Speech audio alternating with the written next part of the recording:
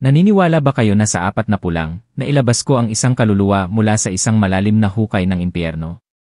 Noong gabing iyon, kumatok sa pintuan ko ang lasing kong kapitbahay. Hoy, gusto mo bang bilhin ang asawa ko? 20 piso lang. Akala ko nagbibiro siya, hanggang sa nakita ko ang namamagang, pulang mga mata niya, nanginginig na nakakuyakoy sa labas sa lamig. Ibinunot ko ang wallet ko, at ang maliit na 40 na iyon ang nagsimula ng isang tadhana. Isang kwento na nagbago sa buhay ko at sa buhay niya magpakailanman. Pagkatapos ng 6 na taon, nangyari ang hindi inaasahan. Halina't makinig. Tanda ko pa ang gabing iyon, isang malamig na gabi sa dulo ng taglamig. Humuhuni ang hangin sa bawat siwang ng pintuan, na parang gusto nitong pumasok sa loob. Sa loob ng bahay, kumikislap ang ilaw ng gasera sa mesa, paiba-iba dahil sa kuryente sa barangay na walang kasiguraduhan. Abot-abala ang nanay ko sa pagtatahi sa lumang jacket, habang paminsan-minsan ay umuubo.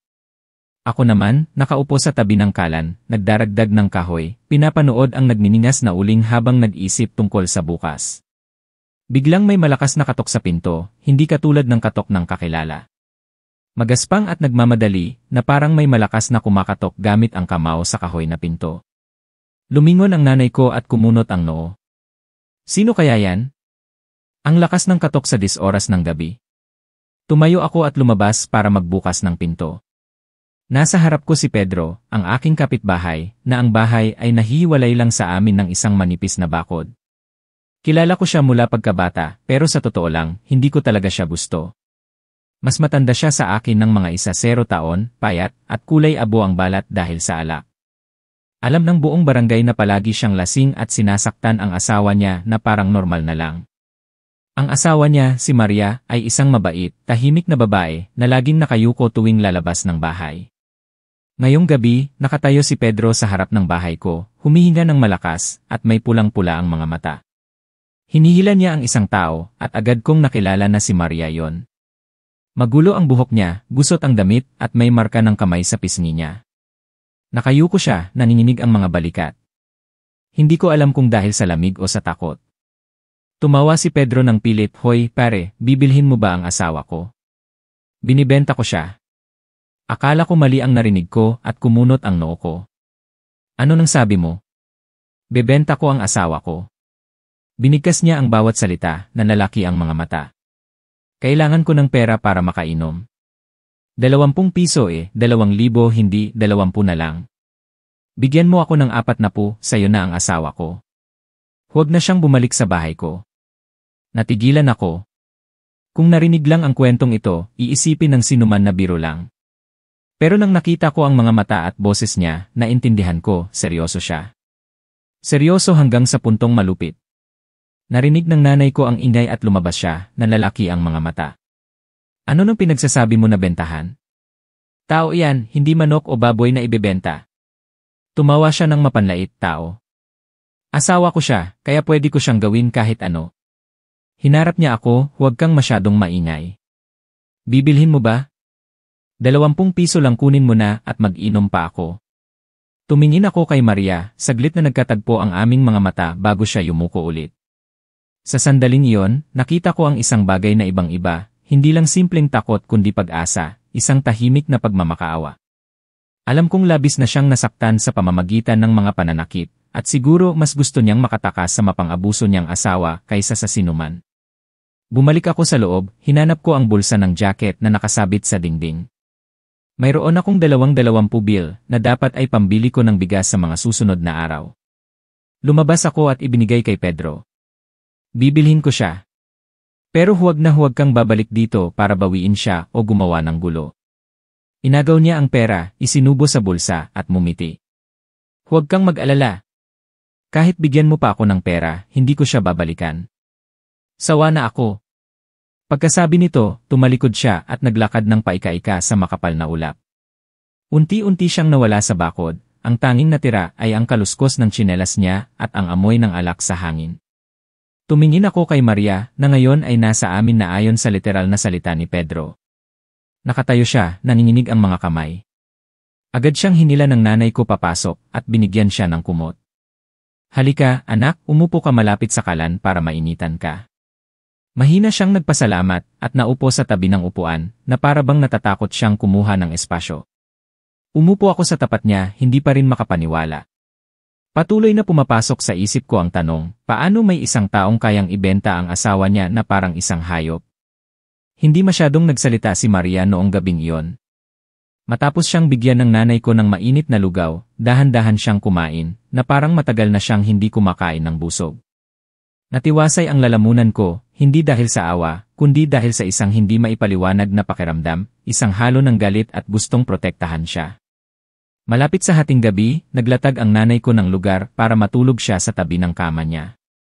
Bago patayin ang ilaw, bumaling ang nanay ko sa akin, "Anak, bukas, kailangan nating pag-isipan kung paano ito haharapin. Hindi natin siya pwedeng hayaang maging walang tirahan magpakailanman, pero kailangan muna nating tiyakin na magiging panatag siya."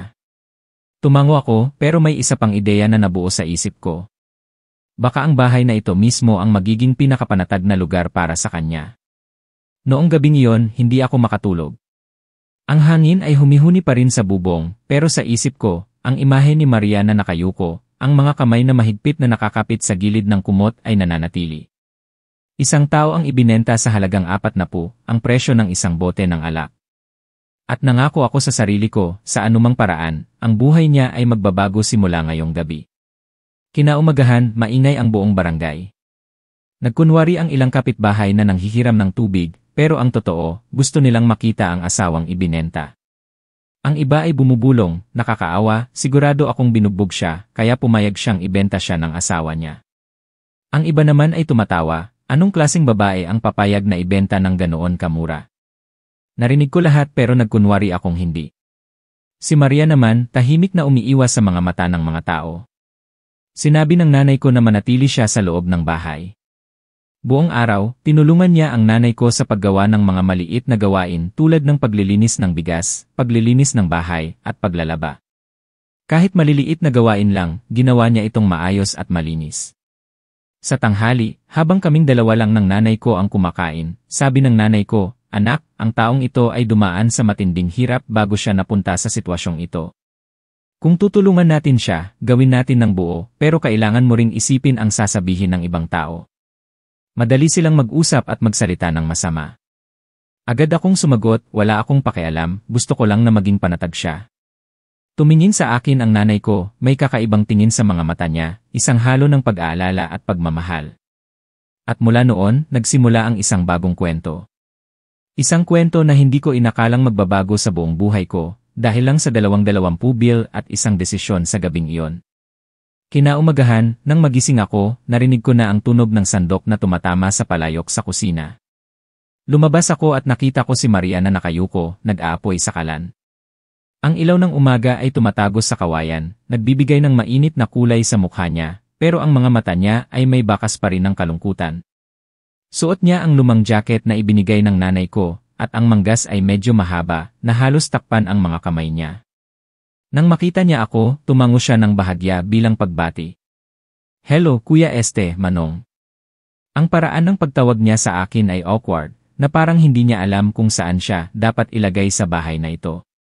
Umiti lang ako. "Hello, Ek. Hayaan mo na ako sa kalan. Lumabas ka at magpahinga." Agad siyang umiling. "Ayos lang, kaya ko yan. Sa dating bahay ko, ito lang din ang ginagawa ko." Lumabas ang nanay ko mula sa kwarto, magulo pa ang buhok pero mas mainit na ang boses kaysa noong gabi. "Maaga ka namang nagising. Hayaan mo na lang, ako na ang gagawa. Bago ka lang dito, magpahinga ka muna para lumakas ka." Yumuko si Maria. "Nakakahiya naman kung wala akong ginagawa. Hayaan niyo akong tumulong sa inyo." Napansin ko na sa tuwing kinakausap niya ang nanay ko, natural ang pagtawag niya sa kanya ng nanay, hindi pilit. Siguro iyon ay reaksyon ng isang taong nag-aasam ng isang tahanan. Ang almusal noong umagang iyon ay simpleng lugaw na may kaunting gulay, pero nakita ko siyang masarap kumain. Hindi dahil masarap ang lasa, kundi siguro, sa unang pagkakataon matapos ang ilang buwan, nakakain siya ng tahimik, walang sigawan, walang galit na tingin. Sa mga sumunod na araw, unti-unting nasanay si Maria sa buhay sa bahay namin. Tuwing umaga, magtatanim siya ng gulay sa hardin, magwawalis ng bakuran, at maglalaba. Sa simula, sinasabi ng nanay ko, magpahinga ka na lang, pero nang makita niya na masipag at malinis siyang magtrabaho, naging panatag na ang loob niya. Gayunpaman, kakaunti pa rin ang sinasabi niya. Madalas kapag tinatanong ko siya, maikli lang ang sagot niya, pero sa tuwing nagtatrabaho siya, napapansin ko na malalim ang iniisip niya, na para bang may malalayong bagay siyang inaalala. Inakala ko na ang mga sugat sa puso ay hindi madaling maghilom sa loob lamang ng ilang araw. Sa hapon ng ikatlong araw, habang ako ay naghahati ng kahoy sa likod ng bahay, narinig ko ang nanay ko na tumatawag, "Andes, halika sandali." Pumasok ako sa bahay, at nakita ko ang nanay ko at si Maria na nakaupo sa tabi ng kalan. Kinawayan ng nanay ko ang ulo niya patungo sa kanya. Sabi ko na sabihin niya, pero nag-atubili siya. Subukan mo siyang pakiusapan. Tumingin ako kay Maria, at nakita ko ang mga kamay niya na mahigpit na nakakapit sa laylayan ng damit niya. Pagkatapos ng ilang sandali, bumuntong hininga siya, at ang boses niya ay napakahina kaya kailangan kong yumuko para marinig siya ng malinaw. Ang kwento ko ay siguro alam na ng lahat sa barangay. Pinakasalan ko si Pedro noong 20 taong gulang ako. Noong panahong iyon, mabait siya at masipag magtrabaho. Pero nang mamatay ang mga magulang niya, nagsimula siyang uminom at saktan ako. Sa simula, naisip ko na baka lasing lang siya kaya ganun, pero lalo itong lumala. Minsan, binugbog niya ako hanggang sa mawalan ako ng malay. Huminto ang boses niya pero nagpatuloy pa rin siya. Umalis ako at bumalik sa mga magulang ko pero napakahirap nila sa buhay at kailangan pa nilang pakainin ang mga kapatid ko. Bumalik ako, iniisip na baka magbago siya balang araw. Pero hindi, kinuha pa niya ang lahat ng pera ko, pinilit akong magtrabaho at sinisigawan pa rin ako pagkatapos. Noong gabing iyon, natalo siya sa sugal, at dahil wala siyang pera para makainom, ginawa niya ang pagbebenta sa akin sayo. Yumuko siya at tumulo ang luha sa damit niya. Ang nanay ko ay nasa tabi, hinawakan ang balikat niya. Hayaan mo na, simula na ng bagong buhay mo. Dito, walang sinuman ang pwedeng tratuhin ka ng ganyan. Nanahimik ako, pero sa loob ko ay bumangon ang isang matinding galit. Ang isang lalaki ay maaaring maging mahirap o may masamang ugali, pero ang saktan at ibenta ang asawa niya ay hindi karapat-dapat sa isang tao. Noong gabing iyon, habang kumukuha ako ng tubig sa balon, bigla akong may nakita na anino na nagtatago sa manipis na bakod, at isang pamilyar na boses ang narinig ko. "Hoy, Per!" Lumingon ako. Si Pedro iyon. Hawak pa rin niya ang bote ng alak at ang mga mata niya ay malabo. Kumunot ang noo ko. "Ano ang ginagawa mo rito?" "Gusto kong makita ang asawa ko." Lumapit siya at ang amoy ng alak ay humampa sa mukha ko. Nagbago ang isip ko. Gusto ko siyang bumalik. Hinarangan ko ang gate. "Hindi yan mangyayari. Kinuha mo na ang pera, ano pa ang hinihingi mo?" Tumawa siya ng pilit. "Magkano lang ang 40? Akala mo madali lang bumili ng asawa?" Ang boses niya ay lumakas at naglabasan ang ilang kapitbahay. Narinig ng nanay ko ang ingay at lumabas din siya, tumayo sa likod ko. "Pedro, umuwi ka na, huwag kang gumawa ng gulo rito." Kusang loob na tumira siya sa bahay namin. Pero hindi siya nakinig, lumusot siya at tinulak ako. Dahil sa galit, malakas kong tinulak ang kamay niya at nahulog ang bote ng alak niya. Nagsimulang magmura si Pedro at nang aakma siyang sumugod, may malakas na boses na sumigaw mula sa dulo ng kalye. Anong nangyayari? Si Mang Andes, ang punong barangay kasama ang ilang kabataan. Matapos kong magkwento, agad na tinuro siya ng punong barangay. "Umuwi ka. Kung babalik ka pa rito ng lasing at gumawa ng gulo, tatawagin ko ang pulis." Tiningnan ako ni Pedro ng masama, pero tumalikod siya at umalis, paika-ika sa dilim. Alam ko na hindi pa tapos ang kwento. Pagkatapos ng insidenteng iyon, mas lalo pang minahal ng nanay ko si Maria. Sabi niya sa akin, siguro takot pa rin siya. "Huwag mo siyang hayaang mapuntahan ni Pedro." Tumango ako. Noong gabing iyon, sinuri ko ang kandado ng gate at naglagay pa ako ng kahoy sa pintuan. Bigla kong naramdaman ang responsibilidad na protektahan ang babaeng ito na parang obligasyon. Hindi dahil binili ko siya ng pera, kundi dahil nakikita ko na karapat-dapat siyang maging panatag. Sa mga sumunod na araw, nagsimula siyang makipag-usap ng mas madalas sa nanay ko. Sama-sama silang nagtanim ng gulay. Isang hapon, pag-uwi ko mula sa trabaho, nakita ko siya na nagtatahi sa jacket ko. Ang maliit na karayom ay napakahusay niyang gamitin. Tinanong ko siya, ang galing mo namang manahi. Saan ka natuto? Umiti siya ng bahagya. Noong bata pa ako, mahirap kami, kaya kapag napunit ang damit, ako ang nagtatahi, kaya nasanay na ako. Kahit maikli lang ang ngiti, ito ang unang pagkakataon na nakita ko siyang hindi malungkot. Siguro ang lamig at dilim sa loob niya ay unti-unting nawawala. Gayunpaman, napansin ko rin na sa tuwing naririnig niya ang tahol ng aso sa labas ng gate sa gabi, natitigilan siya, at ang mga mata niya ay nagpapakita ng takot. Naiintindihan ko, ang multo ng nakaraan ay hinahabol pa rin siya, at hindi ito madaling malilimutan sa loob lamang ng isang araw. Isang gabi, habang nag-aayos ako ng sirang basket, umupo siya sa tabi ko at nagsalita ng mahina. Pwede ba akong manatili rito ng matagal? Gagawin ko ang lahat ng gawain sa bahay para hindi na mahirapan ang nanay mo.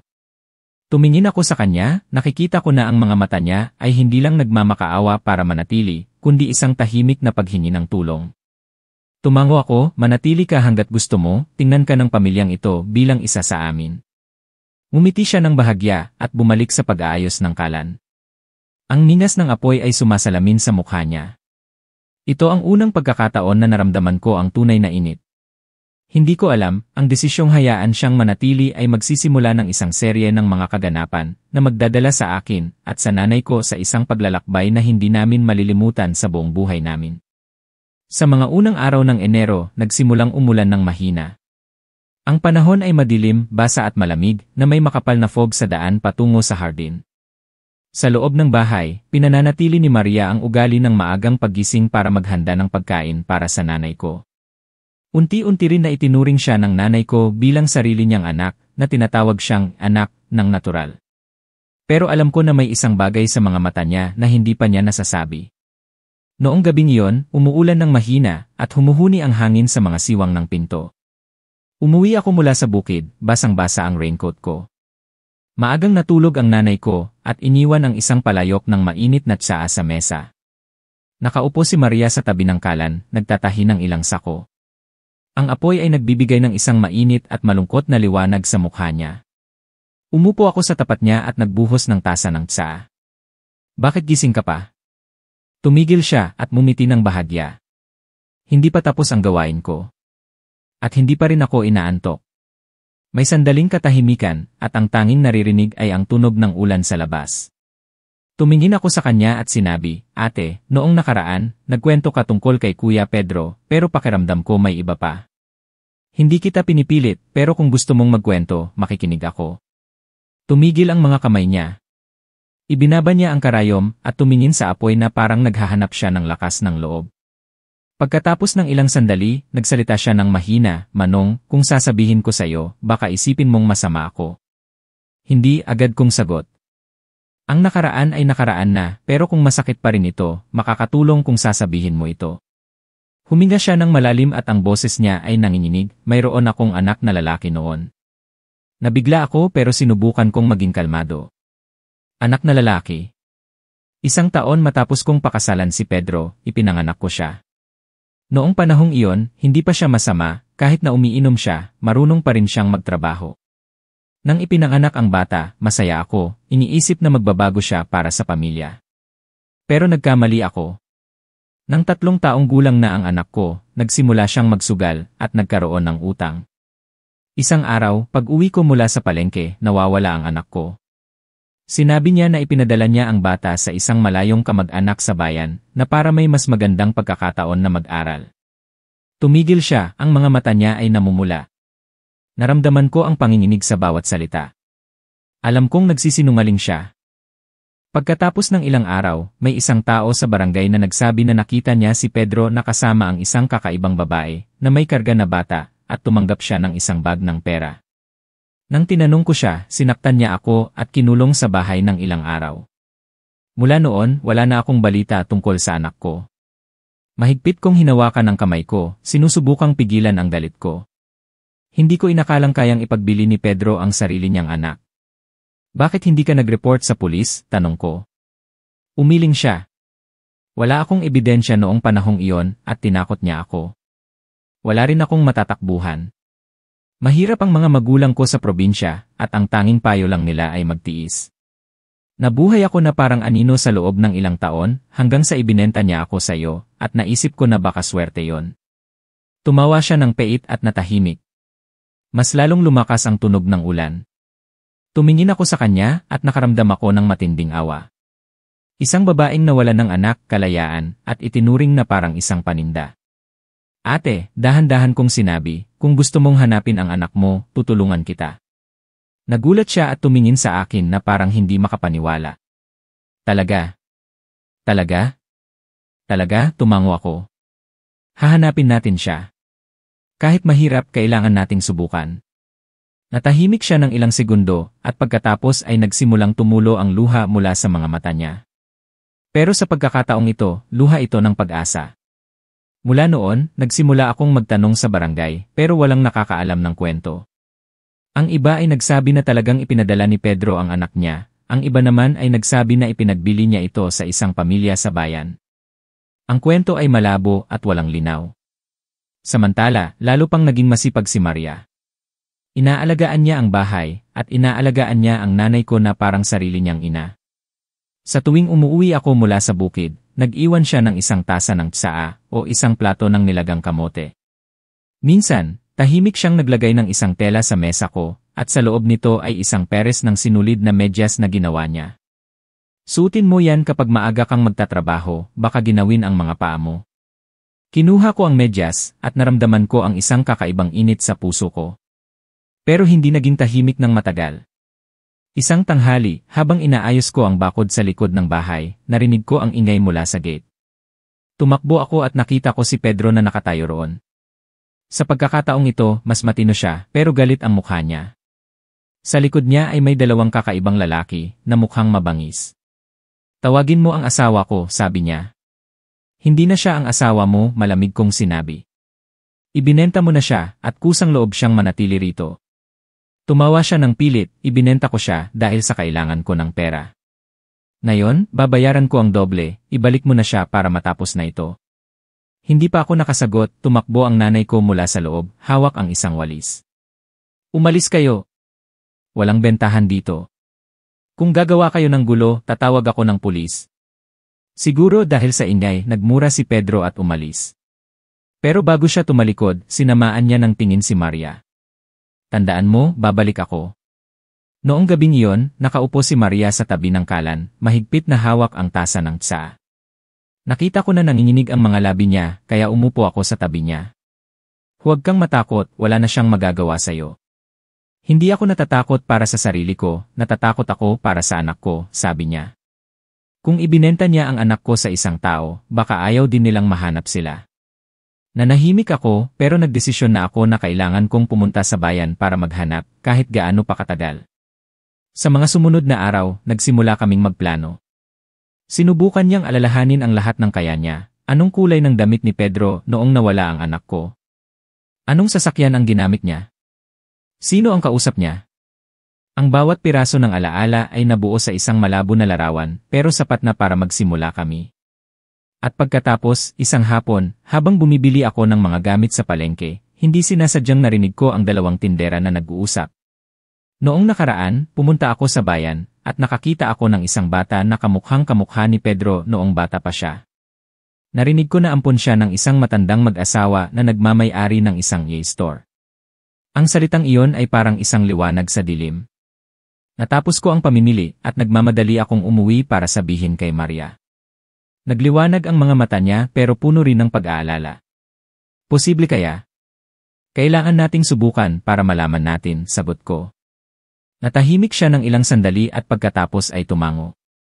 Alam kong may pag-asa na bumabalik sa loob niya na matagal na niyang hindi pinangahasang hawakan. Hindi namin alam na ang paglalakbay na ito para hanapin ang bata ay magdadala ng mas malalaking problema kaysa sa lahat ng naranasan na namin. Ngunit sa sandaling ito, sa mainit na kusina, ang tanging naririnig ay ang tunog ng ulan sa labas at ang mga mata niya na nagliliwanag sa dilim. Ang mga mata ng isang ina na nakakita ng paraan. Ang tsismis tungkol sa bata na kamukhang-kamukha ni Pedro noong bata pa siya ay nanatili sa isip ko at ni Maria sa loob ng ilang araw.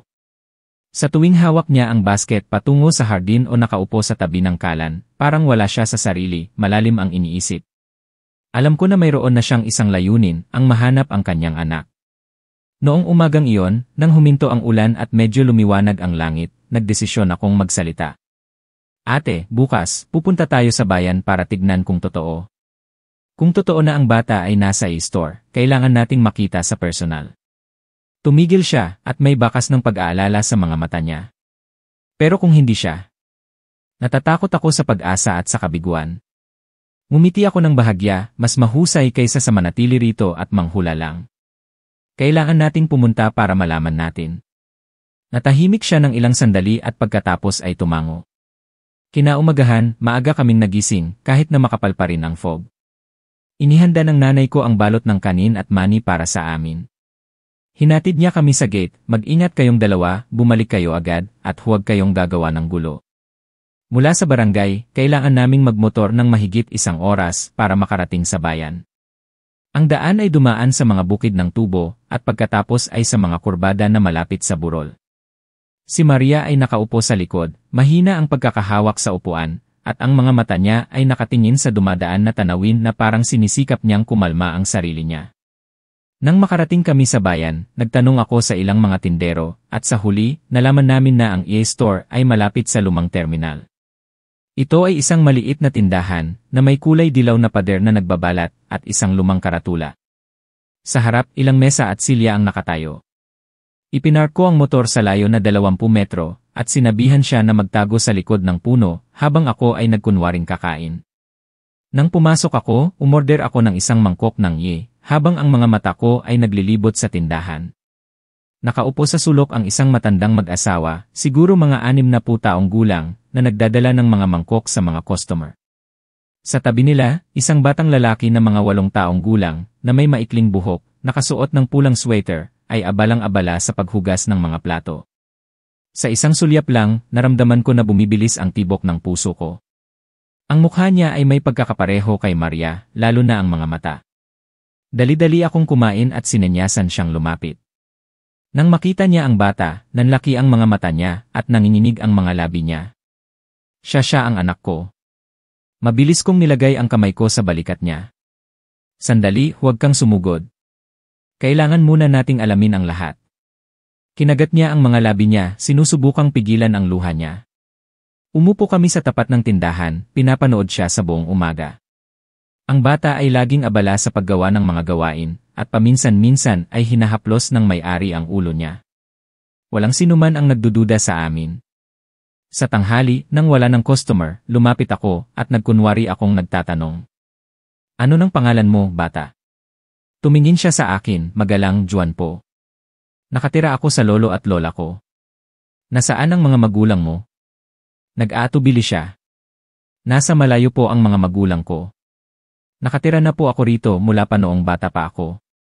Nakaupo si Maria ng ilang hakbang ang layo, mahigpit na hawak ang mga kamay niya, at hindi inaalis ang tingin sa anak niya. Alam ko na gusto niyang yakapin ito, pero pinipigilan siya ng isip niya. Lumabas ang may-ari at tumingin sa akin, ngumiti. Apo ko yan. Natagpuan namin siya noong bata pa siya sa labas ng terminal. Nakakaawa. Hindi namin alam kung sino ang mga magulang niya. Tumango ako at hinila siya palayo. Nang makarating kami sa isang tahimik na eskinita, umiyak siya at tinakpan ang mukha niya. Siya ang anak ko. Ang maliit na nunal sa kaliwang tenga, hindi ako pwedeng magkamali. Hinayaan ko siyang umiyak ng ilang sandali at sinabi, kung gusto mong bawiin ang anak mo, kailangan nating magkaroon ng plano. Hindi tayo pwedeng bigla-bigla, baka maging mapaghinala sila. Pinunasan niya ang luha niya at tumango. Kinabukasan, bumalik ako sa e-store ng mag-isa, nagkunwaring naghahanap ng trabaho.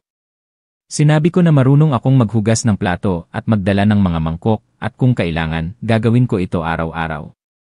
Tiningnan ako ng may-ari at sinabi, tatawagin kita kapag maraming customer.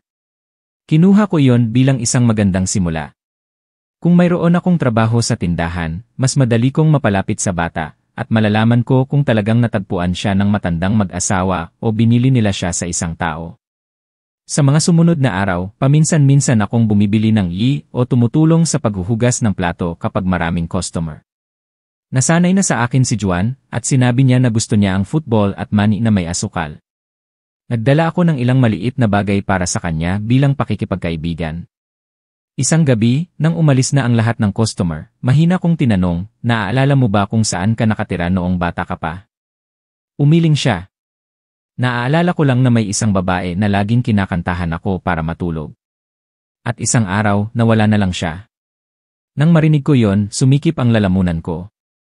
Ang babae sa alaala niya ay si Maria. Ikinuwento ko iyon sa kanya. Noong gabing iyon, nakaupo siya sa tabi ng kalan, malalim ang iniisip. Natatakot ako na hindi niya ako makilala.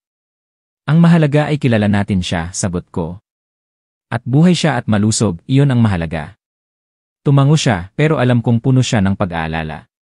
Pagkatapos ng isang linggo, habang tumutulong ako sa paglilinis ng mga mesa sa tindahan, bigla akong nakita si Pedro sa pinto. Nakasuot siya ng lumang jacket, at ang mga mata niya ay naghahanap.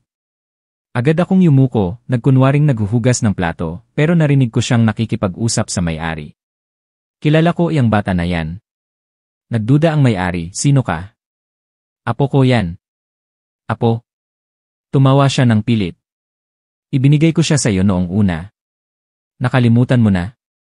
Hinintay ko ang sagot. Tumingin sa paligid ang may-ari at hinila siya sa sulok para mag-usap ng mahina. Hindi ko narinig ng malinaw pero nakita kong binigyan siya ng may-ari ng isang balot ng pera. Isinubo niya sa bulsa, umiti ng pilyo at umalis. Naintindihan ko na talagang ibinenta ni Pedro ang anak niya sa kanila. Ang balitang ito ay isang lead at isang panganib. Dahil kung malalaman niya na hinahanap namin ang bata, susubukan niya kaming pigilan. Noong gabing iyon, sinabi ko kay Maria ang lahat. Namutla ang mukha niya, pero ang mga mata niya ay nagpakita ng determinasyon. Babalikin ko ang anak ko, kahit anong mangyari. Tumango ako, pero kailangan nating magplano ng mabuti. Kung ayaw siyang ibigay ng may-ari, kailangan nating humingi ng tulong sa batas. At una sa lahat, kailangan nating magkaroon ng ebidensya na siya ang anak mo. Naintindihan niya. At mula noon, nagsimula kaming maghanda, tahimik pero may kasiguraduhan. Sa mga sumunod na araw, sinubukan kong kumuha ng isang hibla ng buhok o sipilyo ng bata para sa DNA test. Hinalukay ni Maria ang lahat ng lumang litrato, birth certificate na nasa kanya pa. Samantala, nagsimulang magpakita si Pedro sa barangay. Minsan, nakatayo siya sa labas ng gate ko, naninigarilyo, ang mga mata niya ay puno ng kahulugan. Alam ko na ang tunay na laban ay malapit na at alam ko rin, sa isang maliit na pagkakamali, ang lahat ng aming pagsisikap ay mawawalan ng kabuluhan. Mula nang makita si Pedro sa e-store, halos hindi kami nakakatulog ni Maria. Sa tuwing naririnig ang tahol ng aso o ang ingay ng motor mula sa malayo, nagugulat siya, at ako naman, nakikinig ng maingat. Alam namin na hindi siya ang uri ng taong hahayaan lang ang mga bagay kapag nasa peligro ang interes niya. Isang hapon, habang inuuwi ko ang kalabaw, nakita ko siya na nakaharang sa dulo ng kalye. Madilim ang panahon at ang mga ulap ay nagtipon na para bang mag-uulan. Nakakrus ang mga kamay niya at mumingiti siya ng pilyo. Mukhang close na kayo ni Aling Maria ha. Mabilis akong tumingin sa paligid, walang tao, kaya sinubukan kong maging kalmado. Nag-ugnayan lang ang mga kapitbahay, ano ng problema mo? Ugnayan? Tumawa siya ng pilyo, ugnayan hanggang sa puntong pumunta kayo sa bayan. Narinig ko na madalas kayong pumupunta sa e-store na yon. Naramdaman ko ang takot, pero nagkunwari akong hindi ko alam kung ano ang ibig niyang sabihin. Trabaho ko, kaya pwede akong pumunta kahit saan, ano nang pakialam mo? Sumama ang mukha niya, bumaba ang boses niya, ang batang iyon ay pera ko. Ibinenta ko siya, kaya may karapatan ako, huwag kang makialam. Kumunot ang noo ko. Ibinenta mo ang anak mo para sa pera, at ngayon tinatawag mo pa siyang pera. Hindi ka ba nahihiya? Lumapit siya, hinawakan ang kwelyo ng damit ko, at ang amoy ng alak ay humampas sa mukha ko. Sinasabi ko sa iyo, huwag kang makialam sa bagay na ito, kung hindi, baka magsisi ka. Tinulak ko ang kamay niya, at umalis ako nang hindi na nagsasalita, pero sa loob ko ay nag-aalab ang galit. Nagsimula na siyang magduda at susubukan niyang pigilan ang plano namin. Noong gabing iyon, sinabi ko kay Maria ang lahat. Nang marinig niya ito, nanginginig siya, at ang mga mata niya ay namumula. Natatakot ako na baka may gawin siyang masama sa bata. Sinubukan ko siyang pakalmahin, hindi siya maglalakas loob. Nasa may-ari siya ng tindahan, sa bayan, hindi siya madaling lapitan. Kailangan nating mabilis na mag-test at kapag mayroon na tayong resulta, hihingi tayo ng tulong sa batas. Tumango siya pero nakikita ko na ang pag-aalala ay nasa mukha pa rin niya. Kinabukasan, nagdesisyon akong magsugal. Sa isang pagkakataon, habang nasa kusina ang may-ari, binigyan ko si Juan ng lollipop at nagkunwari akong nagsabi, pagkatapos mong kainin, ibigay mo sa akin ang steak para itapon ko sa basura. Habang abala siya sa pagkain, kinuha ko ang sipilyo niya mula sa baso na nakalagay sa sulok at inilagay sa isang plastic bag. Iningatan ko ang dalawang bagay na yon na parang mahalagang ebidensya. Nang makauwi ako, agad akong nakipag-ugnayan sa isang kakilala sa bayan para ipasa ang sample sa laboratorio. Ang lahat ay ginawa ng tahimik at kami lang ni Maria ang nakakaalam. 3 araw pagkatapos, habang abala ako sa pag-aayos ng bakod, nakita ko si Pedro na bumalik sa barangay sakay ng motor, pero hindi siya dumaan sa bahay namin. Dumiretso siya sa direksyon ng lumang terminal. Pakiramdam ko may masamang mangyayari, kaya iniwan ko ang ginagawa ko at sinundan siya. Tama nga ako, huminto siya sa e-store at ipinarada ang motor sa harap. Nagtago ako sa likod ng tindahan at nakita ko siyang pumasok at may sinasabi sa may-ari. Nag-away sila ng ilang sandali at pagkatapos ay tinuro niya si Juan. Namula ang mukha ng may-ari at patuloy siyang kumakaway pero matigas pa rin ang ulo niya. Sa huli, may ibinigay ang may-ari na isang balot sa kamay niya. Isinubo niya sa bulsa, umiti ng panalo at umalis. Agad akong tumakbo para salubungin siya. Nang sumakay siya sa motor, hinarang ko siya. Ano nang gagawin mo sa bata? Nanliit ang mga mata niya, wala kang pakialam. Mag-alala ka sa sarili mo. Baka isang gabi masunog ang bahay mo. Ang banta na yon ay nagpadagdag sa takot ko.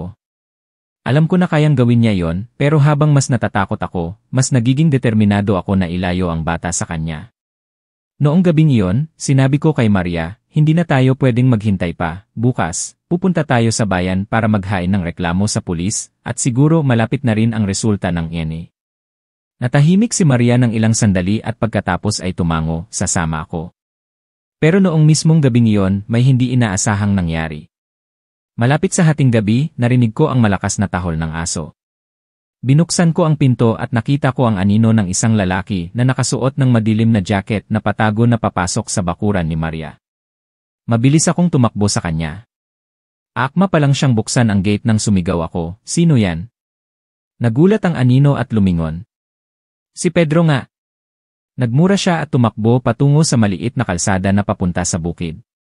Hinabol ko siya pero mas mabilis siya. Binuksan ni Maria ang pinto, namutla ang mukha niya, ano nang gagawin niya? Hinal-hinal ako, baka tinatakot lang tayo o gusto niyang sirain ang isang bagay. Pero ibig sabihin lang nito, hindi na siya kalmado at kailangan nating kumilos ngayon. Kinaumagahan, pumunta kami sa bayan.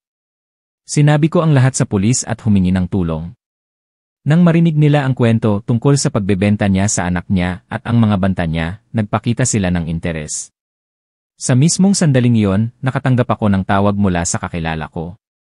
Tapos na ang resulta ng test. Ang resulta ay malinaw, si Juan ay tunay na anak ni Maria.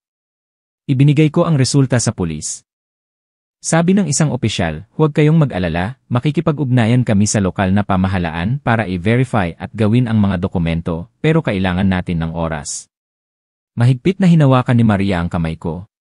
Sa mga mata niya, nakita ko ang pag-asa at pag-aalala. Dahil alam namin na hanggat hindi pa opisyal ang lahat, kayang gawin ni Pedro ang kahit ano sa anumang sandali. Totoo nga, pagkatapos ng 2 araw, pumunta siya sa e-store. Sa pagkakataong ito, hindi siya nakikipag-usap sa may-ari, kundi patago niyang hinila ang bata sa likod ng tindahan.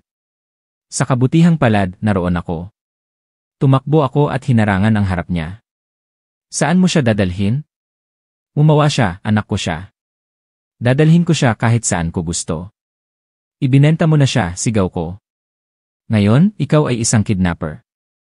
Susugod siya para saktan ako, pero sa mismong sandaling iyon, lumabas ang 2 pulis. Tinawag pala sila ng palihim ng may-ari. Ikinulong siya, dinala sa istasyon, at ang bata naman, sa takot, ay mahigpit na yumakap sa akin, malabo ang mga mata. Ito ang unang pagkakataon na naramdaman ko ang kakaibang ugnayan sa pagitan namin, na parang may hindi nakikitang lubid na matagal nang nag-ugnay sa amin. Noong gabing iyon, nang kumalma ang lahat, umupo kami ni Maria. Mahina niyang sinabi, nagpapasalamat ako sa'yo. Kung wala ka, siguro hindi ko na makikita ang anak ko. Umiti ako, ito ay simula pa lang. Mahaba pa ang daan, pero hindi na tayo naghahanap ng walang pag-asa. Sa labas, humuhuni ang hangin sa bakod. Alam ko na hindi pa tapos ang kwentong ito, pero alam ko rin, basta't magkasama tayo, walang sinuman, kahit si Pedro, ang makakapaghiwalay sa mag-ina. Pagsasama-sama para dahil pagsasauli. Ang balita na ikinulong si Pedro ng pulis dahil sa pagbabanta at pag-sign ng kidnapping ay kumalat sa buong barangay na parang wildfire. Nag-uusap ang lahat, ang iba ay nagsasabi na karapat-dapat lang siya, ang iba naman ay bumubulong, anak pa rin niya iyon, bakit kailangan nilang magsampa ng kaso? Pero kaming mga nasa kwento lang ang nakakaintindi, hindi ito simpleng personal na bagay, ito ay tungkol sa kaligtasan ng isang bata at ang karapatan ng isang ina na inagaw mula sa kanya sa loob ng maraming taon. Kinaumagahan, inimbitahan kami ng pulis sa istasyon para kumuha ng detalyadong pahayag. Nanginginig na ikinuwento ni Maria ang lahat mula sa simula, mula sa araw na pinilit siyang pakasal kay Pedro, ang mga walang dahilan na pananakit, at ang pagbebenta niya sa anak niya. Sinabi ko naman ang mga pagkakataon na nakita kong tinatakot niya siya, ang pagtatago niya sa bahay sa gabi at ang nangyari sa e-store noong nakaraan. Isang opisyal ang nagsusulat at nagsabi, mayroon na kaming resulta ng DNA test at mga pahayag, pero para malutas ito ayon sa batas, kailangan ni Maria na magsumite ng isang demand letter para makuha ang karapatan sa anak niya. Samantala, i-verify namin kung mayroon bang legal na paglabag sa transaksyon sa pagitan niyo sa pagbebenta ng bata. Tumango si Maria, pero nakita ko sa mga mata niya ang pagkabalisa. Nang umalis kami, bumuntong hininga siya, alam mo ba? Mahal na mahal ng may-ari ng tindahan ang bata. Inalagaan niya ito sa loob ng 6 na taon, sigurado akong hindi niya ito ibibigay ng madali. Natahimik ako. Tama, ito ang magiging pinakamalaking problema. Ang batas ay maaaring pumanig sa iyo, pero ang pagmamahal at karapatan ng taong nag-alaga sa bata sa loob ng mahabang panahon ay hindi pwedeng baliwalain. Pagkatapos ng 3 araw, pumunta kami kasama ang opisyal ng barangay sa bayan para makipagkita kay Aling Bena, ang may-ari ng tindahan. Mainit ang sikat ng araw at ang kalsada ay nagbibigay ng init. Nang pumasok kami sa tindahan, nakita ko ang may-ari na naglalagay ng sa mangkok at si Juan naman ay nakaupo sa sulok na mesa, nagbabasa ng libro. Ipinakilala ng opisyal ang dahilan ng pagbisita. Ibinaba ng may-ari ang sandok at nag-krus ng mga kamay, dahan-dahan ang boses niya, alam ko na mangyayari ito, pero kailangan nyo ring intindihin, inalagaan ko siya mula pa noong bata siya, binigyan ko siya ng pagkain at tirahan. Tinatawag niya akong nanay. Kung kukunin niyo siya ngayon, kawawa ang bata. Lumalabo ang mga mata ni Maria, nagpapasalamat ako sa iyo ng sobra. Kung wala ka, baka hindi na nabuhay ang anak ko. Pero dugo at laman ko siya. Sa loob ng 6 na taon, hinanap ko siya sa lahat ng lugar. Ngayon na nakita ko na siya, hindi ko siya kayang iwan.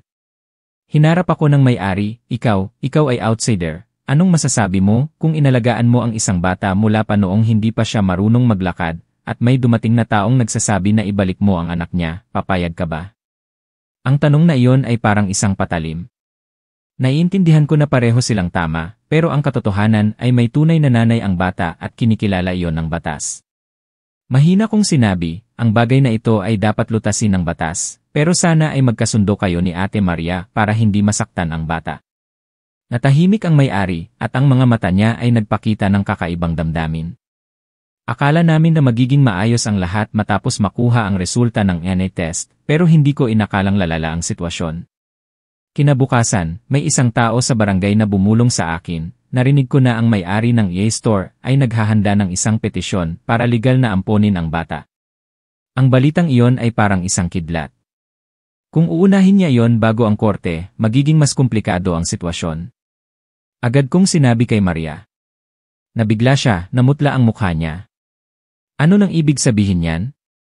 Mawawala na naman ang anak ko. Sinubukan ko siyang pakalmahin. Hindi yan mangyayari. Maniwala ka sa akin. Mayroon pa tayong oras at ang batas ay mas pinapaboran ang tunay na nanay, pero kailangan tayong maging maingat sa bawat hakbang. Samantala, pinalaya si Pedro dahil tapos na ang oras ng pagkakakulong niya at hindi sapat ang ebidensya para sa kidnapping. Nang lumabas siya, gumawa agad siya ng gulo.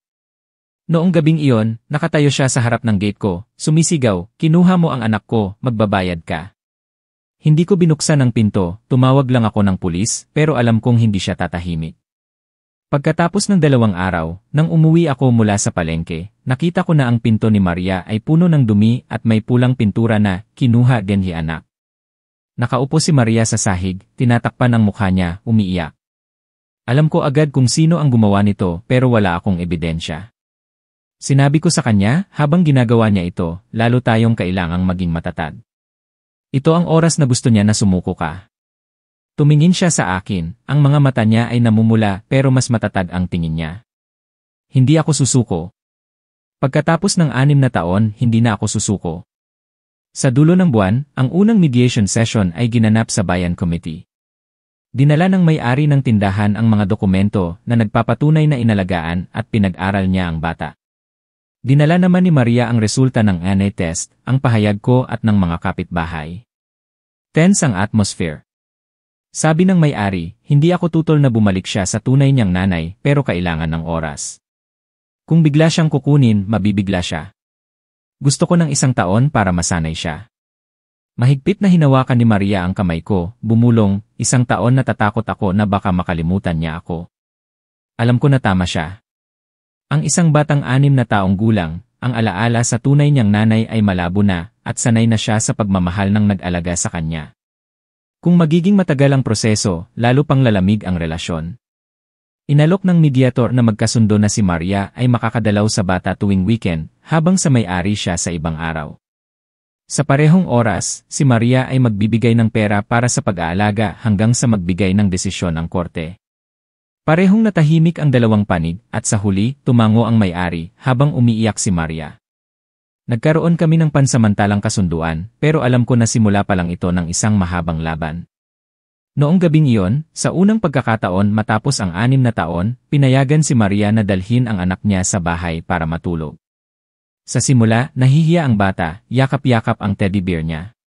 Pero nang magkwento siya ng fairy tale, dahan-dahan niyang inilagay ang ulo niya sa balikat niya at nakatulog.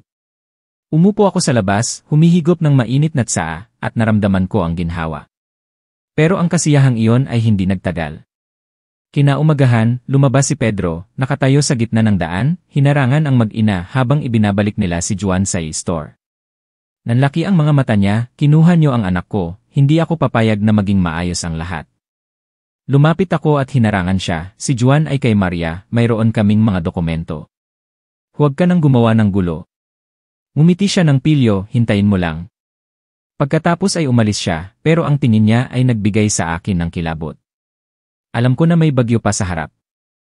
At para maging ganap ang pagsasama-sama ng mag-ina, kailangan naming harapin ang pinakamahirap na hamon.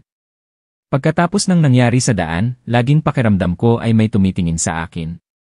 Sa palengke, sa bukid, kahit sa bakuran, nakakakita ako ng anino na dumadaan sa bakod o sa sulok ng kalye. Sinabi rin ni Maria na sa gabi, naririnig niya ang mga mahihinang yapak na dumadaan sa labas, ang tahol ng aso na tumatagal at pagkatapos ay tumatahimik.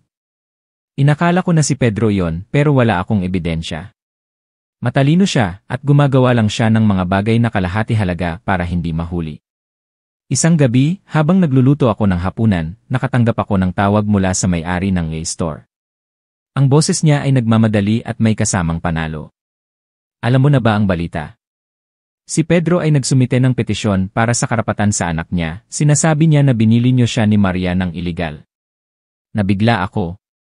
Kung ang petisyong iyon ay may kasamang paninirang puri, magiging komplikado ang sitwasyon. Sinubukan kong maging kalmado, "Pwedeng maging malinaw ka ba? Sino ang nagbigay sa iyo ng impormasyon na yon?" Tumawa siya ng pilyo, "Narinig ko iyan sa isang kakilala ko sa bayan. Magsasabi ako ng totoo, inalagaan ko siya sa loob ng 6 na taon, at ngayon pareho kayong gusto siyang kunin, baka mas mapapaboran ako sa korte." Ang boses niya ay nagbigay sa akin ng kilabot. Napagtanto ko na mula sa simula, ayaw niyang ibigay ang bata. Ang lahat ng pagpayag sa mediation session ay para lang magtagal, at para makahanap siya ng paraan para sa sarili niya. Noong gabing iyon, pumunta ako sa bahay ni Maria para mag-usap. Nakaupo siya sa tabi ng kalan, ang apoy ay sumasalamin sa mukha niya na puno ng pag-aalala. "Sa tingin mo, nakipagsabuatan siya kay Kuya Pedro?" Tumango ako ng dahan-dahan, posible. Bagamat nagkaroon sila ng hindi pagkakasundo noon, kung para sa kanilang interes, hindi imposible na magtulungan sila. Mahigpit niyang hinawakan ang damit niya, nanginginig ang boses. Kung magkasama silang pumunta sa korte, matatalo ako. Tumingin ako sa kanya, matatag ang mga mata ko, hindi sigurado. Pero mula ngayon, kailangan mong maghanda ng mabuti. Mga dokumento, saksi, lahat ng detalye tungkol sa pagbebenta at pananakit, kailangang nasa iyo. Kukuha ako ng abogado para sa iyo.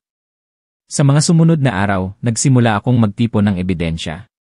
Hinalukay ko ang mga dokumento mula sa ospital tungkol sa mga pinsala ni Maria dahil sa pananakit, mga pahayag ng mga kapitbahay na nakakita kay Pedro na sumisigaw.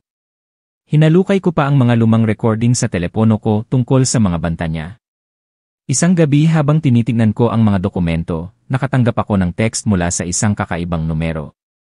Kung gusto mong mapanatili ang anak mo, tumahimik ka, may presyo ang lahat. Hindi na kailangang hulaan, alam kong siya yon, pero ang mensahe na yon ay nagpapatunay sa akin na nasa tamang landas ako. Kung kailangan niyang magbanta, ibig sabihin lang natatakot siya. Ang susunod na session sa Bayan Court ay ginanap sa isang mainit na umaga.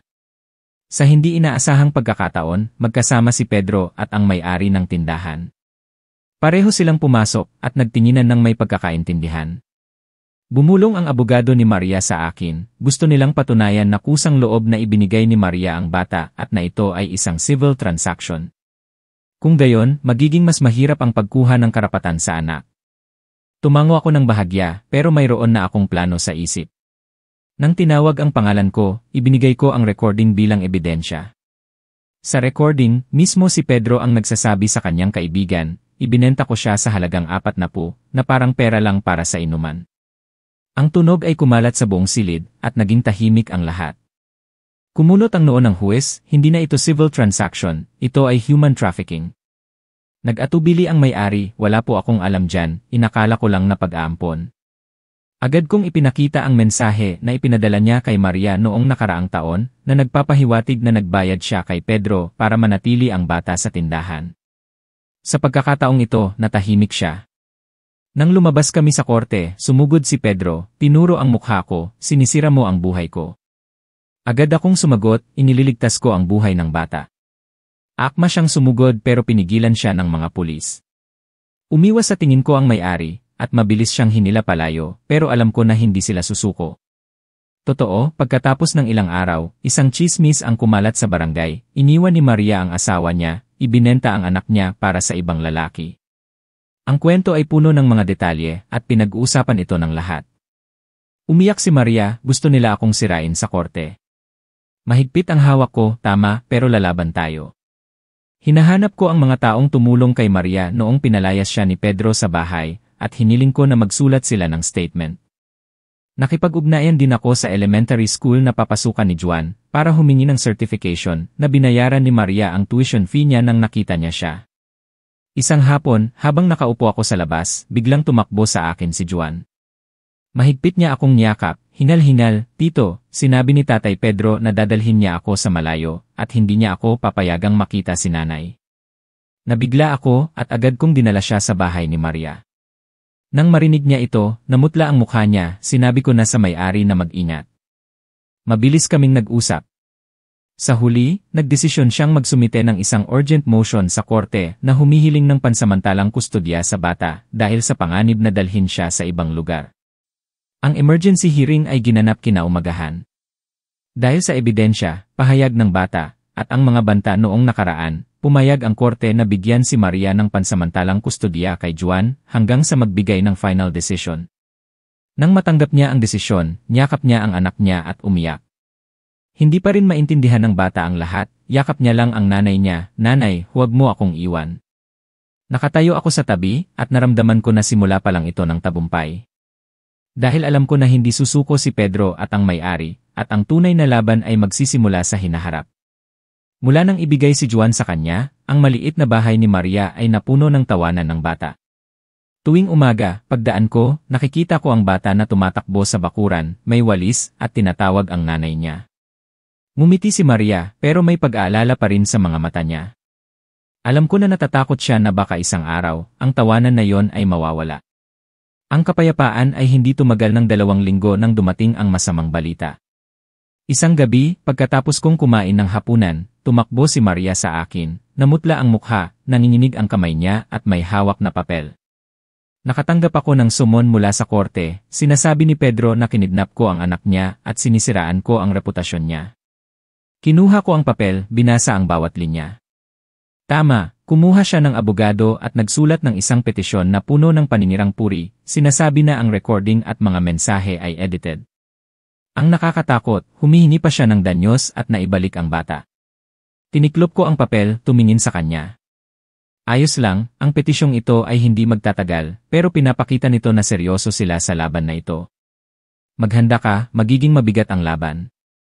Sa araw ng korte, puno ang silid. Nakaupo siya sa tabi ng may petisyon, nakasuot ng puting t-shirt, maayos ang buhok, mukhang isang inosenteng ama.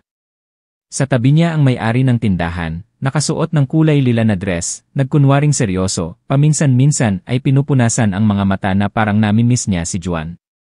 Tumayo ang abogado nila at nagbigay agad ng matatalim na salita. Mahal na korte, ang aking kliyente ay sinisiraan ng taong ito sa pagbebenta ng kanyang anak, samantalang sa katotohanan, ito ay isang humanitarian act. Bukod pa rito, kinuha ng akusado ang bata, na nagdulot ng matinding emosyonal na sakit sa aking kliyente, at kay Aling Bena, na nag-alaga sa bata sa loob ng 6 na taon. Natahimik ako, naghihintay sa turn ko. Nang magtanong ang huwes, tumayo ako, malalim ang boses ko, mahal na korte, kung ito ay isang humanitarian act, bakit sa recording, sinabi ni Pedro, ibinenta ko siya sa halagang 40, na parang pera lang para sa inuman. Kung sinasabi nilang edited ito, pwedeng magbigay sila ng forensic analysis. Naging tahimik ang silid. Tumingin ang huwes sa may petisyon. Hinihingi niyo ba ng analysis? Nag-atubili ang abogado nila, hindi po. Nagpatuloy ako. At ito ang certification mula sa ospital na nagsasaad na nagkaroon ng broken ribs si Maria dahil sa pananakit ng kanyang asawa. Ito ang mga pahayag ng mga kapitbahay na nakakita kay Pedro na nagtataboy sa kanyang asawa at anak sa kalsada. At ito'y. Huminto ako, kinuha ko ang isang lumang litrato. Ang litratong ito ay kinuha sa labas ng EA store. Umiiyak si Juan at kinulong siya ni Aling Bena sa loob habang umuulan. Nagsimulang magbulungan ang mga tao sa silid, yumuko ang may-ari, at namula ang mukha ni Pedro. Hindi pa nagbigay ng desisyon ang korte noong araw na yon, pero alam ko na mas malakas ang panig ko. Ngunit, mula noon, nagsimulang magpakita ang mga dirty tactics. Sa ikalawang gabi matapos ang korte, may pumukpok ng bato sa bintana ni Maria. Tumulog ang basag na salamin at umiyak si Juan sa takot.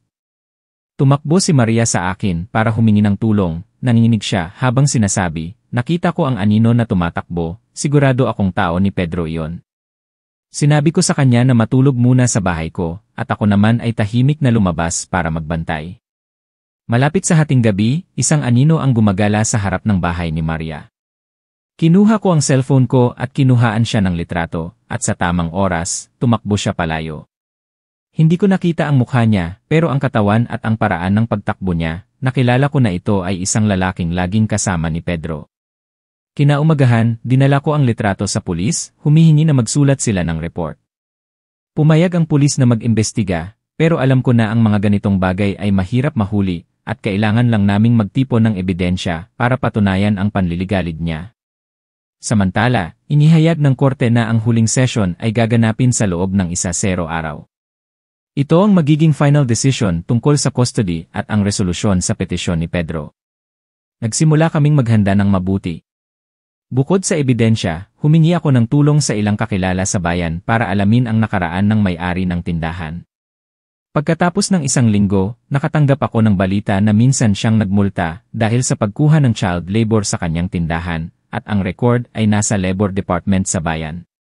Lihim akong natuwa, ito ang huling baraha. Sa araw ng huling korte, umuulan ng malakas at mas maraming tao ang pumunta. Tense ang atmosphere. Ang may petisyon ay may matino pa ring mukha. Pero nang ipakita ko ang violation record ng may-ari, kasama ang pahayag ng isang batang babae na nagtrabaho doon noong 14 na taong gulang pa siya, nagbago ang panig ng sitwasyon. Kumunot ang noo ng huwes. Malinaw na hindi sapat ang kondisyon ni Bena para mag-alaga ng isang menor de edad. Tinapos ko ang argumento ko sa isang pangungusap, mahal na korte, ang bata na ito ay nangangailangan ng tunay na tahanan, hindi isang lugar kung saan siya ay itinuturing na paninda o kasangkapan para sa pera. Naging tahimik ang silid. Nag-usap ang huwes at ang konseho sa loob ng kalahating oras at pagkatapos ay nagbigay ng desisyon na ibigay ang buong karapatan sa anak kay Maria. Ang petisyon ni Pedro ay dismissed at ang kaso tungkol sa human trafficking at pananakit ay inilipat sa investigating agency. Nagpalakpakan ang mga tao at umiyak si Maria, niyakap ang anak niya. Namutla ang mukha ni Pedro habang ang may-ari ng tindahan ay yumuko at tahimik na umalis. Noong gabing iyon, buong gabi na bukas ang ilaw sa bahay ni Maria.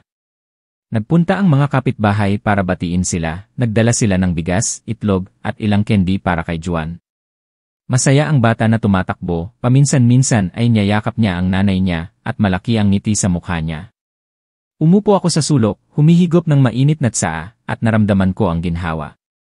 6 na taon na ang nakalipas, ang reckless decision ko, ang 40, ay naging isang kwento na nagbago sa tadhana ng isang pamilya. Pero alam ko na ang bagyo ay hindi pa ganap natapos. Ang mga taong tulad ni Pedro at Bena, kapag nawala ng interes, ay maaaring bumalik. At handa ako kung mangyari yon. Mula nang magdesisyon ang korte, inakala ng lahat sa nayon na magiging panatag na ang buhay ni Maria at Juan. Sabi pa ng mga tao na siguro nagtatago na si Pedro at hindi na siya maglalakas loob na magpakita. Pero hindi ako madaling maniwala sa mga happy endings na parang sa pelikula. Ang mga taong nabuhay tulad niya, na itinuturing ang karahasan bilang karapatan, at ang mga anak bilang pasanin, ay bihirang tumatanggap ng pagkatalo. Tama nga ako. Hindi pa natatapos ang 3 buwan, isang hapon habang dinidiligan ko ang mga gulay, tumawid si Aling Teresita, ang kapitbahay namin, at bumulong. Andres, narinig ko na pinalaya na raw si Pedro. Hindi siya nagtagal sa kulungan. Siguro dahil sa trial detention. Nakita ko siya noong isang araw sa isang bar. Natigilan ako. Puno na ang tubig. Sa isip ko, lumabas ang imahe ng lalaking iyon, ang pulang mga mata niya, ang galit na boses niya. Noong gabing iyon, pumunta ako sa bahay ni Maria. Nagluluto siya ng hapunan, at si Juan naman ay nag-aaral sa mesa. Sinabi ko, may kailangan kang malaman. Nakabalik na si Pedro. Tumigil siya, nahulog ang mga chopsticks niya sa mesa, at may tumunog. Namutla ang mukha niya, nanginginig ang mga labi niya. Bumalik na siya. Tumango ako, at sinubukan ko siyang pakalmahin, huwag kang magpanik. Wala na siyang karapatan sa bata, pero huwag tayong maging kampante. Mula ngayon, laging i-lock ang pinto, at huwag lalabas ng mag-isa sa gabi. Natahimik siya at pagkatapos ay tumango. Tumingin si Juan sa nanay niya at sa akin, inosente ang tingin niya pero may pag-aalala. Sa unang 2 linggo, tahimik ang lahat pero pagkatapos ay nagsimulang magpakita ang mga kakaibang pangyayari. Sa gabi, may mahihinang yapak sa paligid ng bahay ni Maria. Sa umaga, may mga kakaibang shoe prints sa harap ng pinto, at kung minsan, may mga basyo ng beer at sigarilyo. Minsan, habang nasa palengke siya, napansin niya na may sumusunod sa kanya. Hindi siya lumalapit, nakatayo lang sa malayo, pero ang mga mata niya ay nakatutok sa mag-ina. Sinabi niya sa akin, nanginginig ang boses niya, pakiramdam ko ay tinatarget ako ng isang ahas. Alam ko na hindi lang ito banta, sinusubukan niya kung gaano siya matatakot. Nagdesisyon ako na gumawa ng hakbang. Isang gabi, umupo ako sa bakuran ni Maria, nagkunwaring umiinom ng tsaa, pero ang mga mata ko ay nagbabantay sa kalsada. Malapit sa 11:11, may anino na lumabas sa dulo ng kalsada. Dahan-dahan siyang naglalakad, may hawak na bagay sa bulsa niya, medyo paika-ika. Nang lumapit siya, sinisinag ng streetlight ang mukha niya, at nakita ko ng malinaw na si Pedro iyon. Huminto siya sa harap ng gate, tumingin sa bahay, ang mga mata niya ay may halo ng galit at panlilibak. Ano nang kailangan mo? Tumayo ako, kalmado ang boses ko.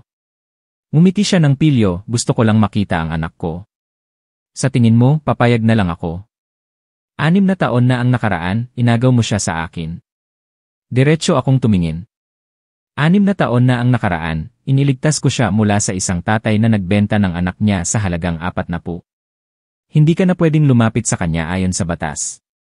Umalis ka na bago ako tumawag ng pulis. Tumawa siya ng pilyo at dumura sa lupa at umalis. Pero alam ko na hindi pa tapos ang kwento. Pagkatapos ng ilang araw, tumawag si Maria sa akin, takot na takot, Manong, nawawala si Juan. Naghuhugas lang ako ng plato, paglingon ko, wala na siya sa bakuran. Agad akong pumunta. Tumakbo din ang mga kapitbahay para maghanap. Pagkatapos ng kalahating oras, natagpuan namin ang bata na umiiyak sa ilalim ng puno ng mangga sa dulo ng barangay. Sabi niya na may lalaking nagsabi na dalhin siya para bumili ng candy, pero tumakas ako kasi natakot ako. Nang marinig ko yon, kinilabutan ako. Sigurado akong si Pedro iyon o isang tao niya. Agad akong tumawag ng pulis. Sa pagkakataong ito, mabilis silang kumilos at nagpadala ng patrol car sa paligid ng bahay ni Maria, pero hindi pa rin sumusuko si Pedro. Nagsimula siyang magpakalat ng tsismis.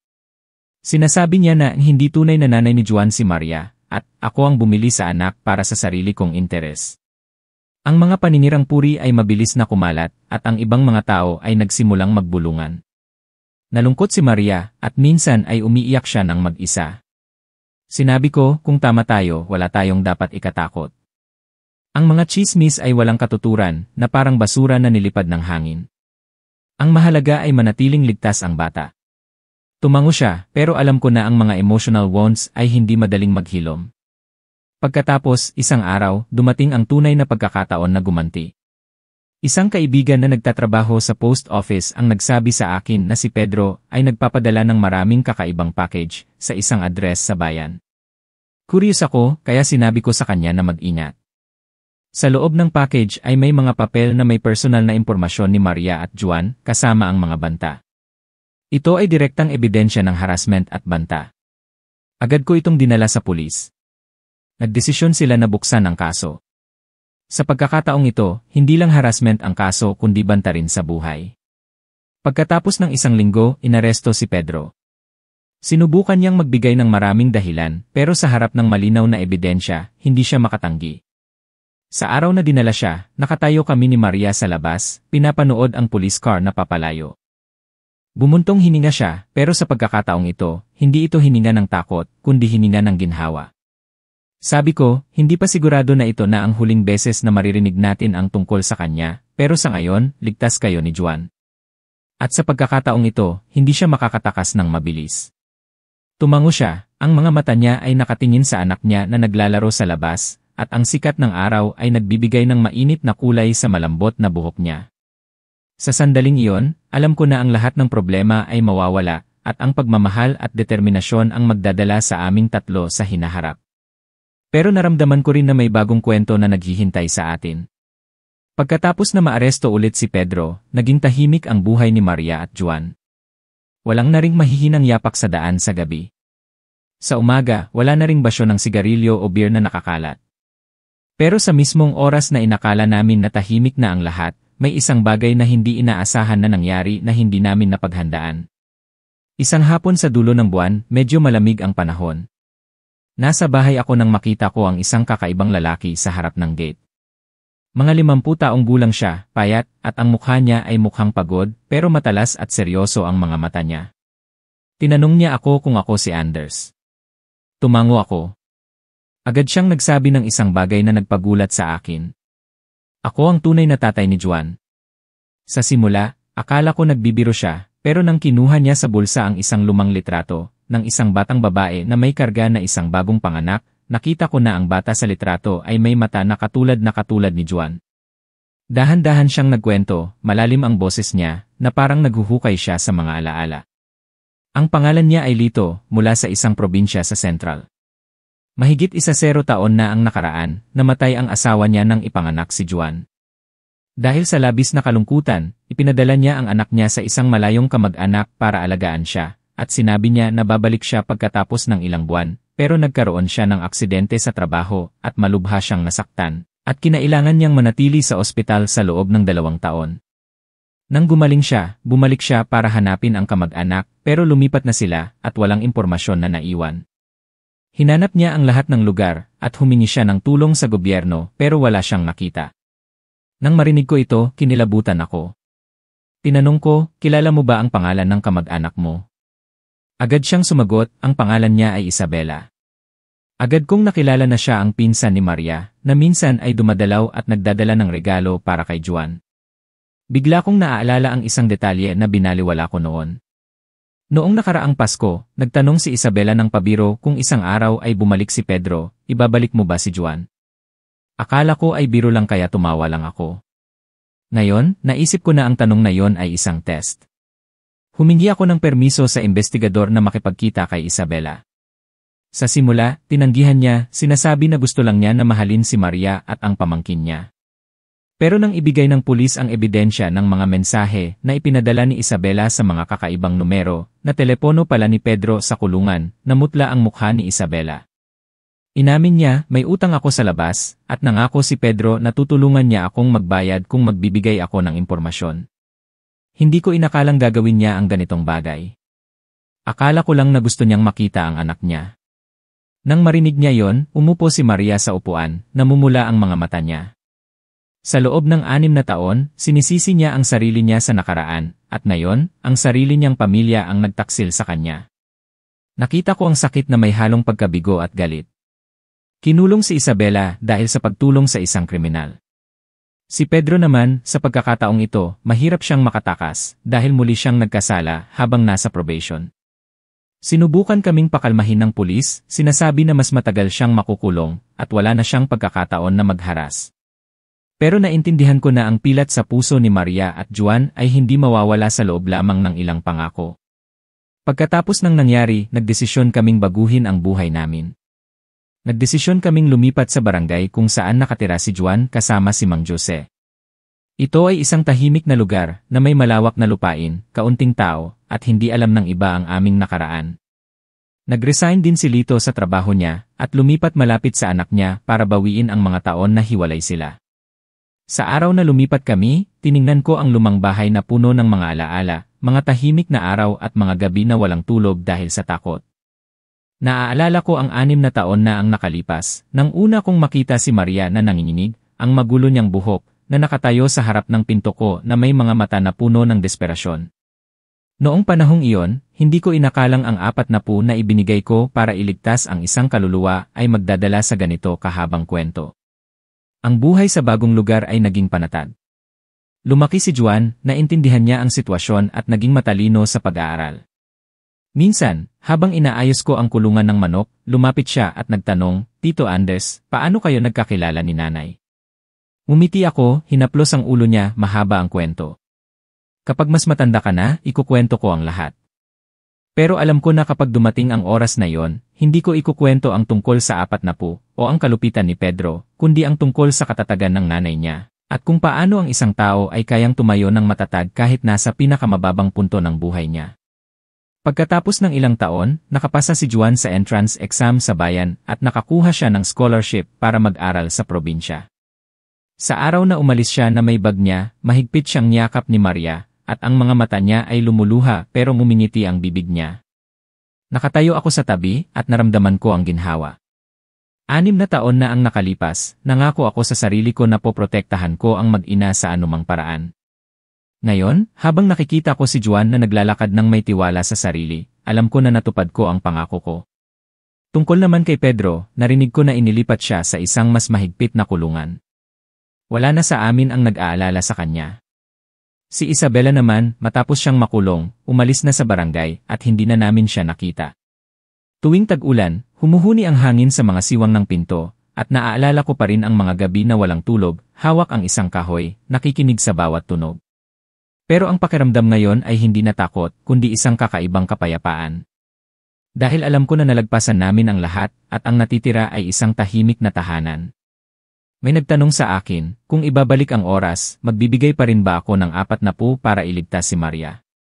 Ngumiti lang ako at sinabi, ang 40 na yon ay hindi makakabili ng isang tao, pero nagbukas ito ng isang pagkakataon para magkita ang 3 tao, at maging isang pamilya. At iyon ay walang katumbas. Mahal kong mga manonood, maraming tao, matapos mapanood ang kwento ng kapitbahay na gustong ibenta ang asawa niya, at binili ko siya sa halagang 40, at ang sorpresa pagkatapos ng 6 na taon, ay nagtataka kung ang ganitong mga bagay ay nangyayari sa totoong buhay. Ang sagot ay, dahil ang buhay ay puno ng mga hindi inaasahang sitwasyon, minsan malungkot, at minsan naman ay puno ng pag-asa. Ang mahalaga ay hindi ang sitwasyon, kundi ang paraan kung paano natin haharapin ito.